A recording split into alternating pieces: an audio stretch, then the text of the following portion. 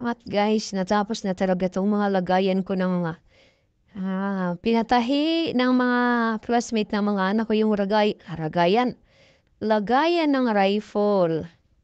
Rifle nila kaya 'yan humihingi ako ng pasensya sa mga nag-premiere diyan na hindi ko masyadong napupuntahan dahil minamadali ko po 'tong lagayan ng rifle.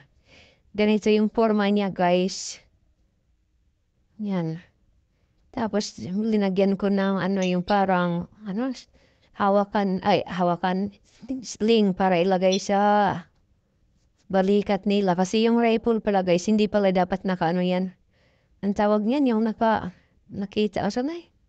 Masyadong ano ba kita? O si tawag na din?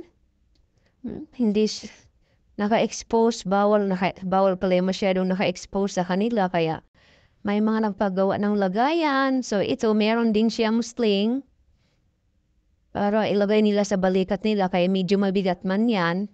Yan, 13 piraso to, guys. Ang tinahi ko. Yung iba nito hindi ko naayos. Kung kailan gabi na, sakit na talaga yung balikat ko tsaka yung mata ko sa katitig. Kasi, tutulang guys, masakit sa mata to kasi itim siya eh. Ah, lalo na't sa gabi po ako nagtatahi dahil hindi masyadong mainit sa tanghali kasi mainit dito sa amin. Yan, sa wakas guys. Natapos ko na rin yung order nilang 13 pirasong lagayan ng rifle. Bali 70 ang ano ko nito. Singil ko sa mga klase ng aking mga anak. So ayan siya guys lahat oh. Yung zipper siya kasi, yung zipper niya, hindi kasi nababa tong tila na to, parang pang uniform ng guard.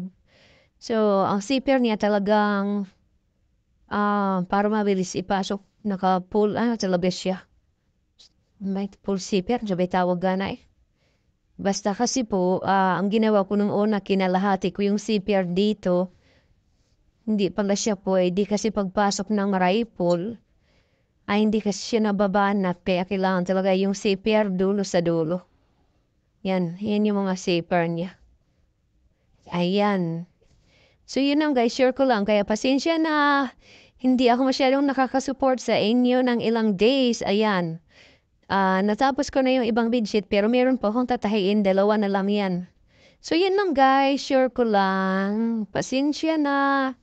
Team The Barkads, Team Survivors, Team Nisnoy. Yan. At sa lahat ng aking mga YouTube subscriber. Salamat!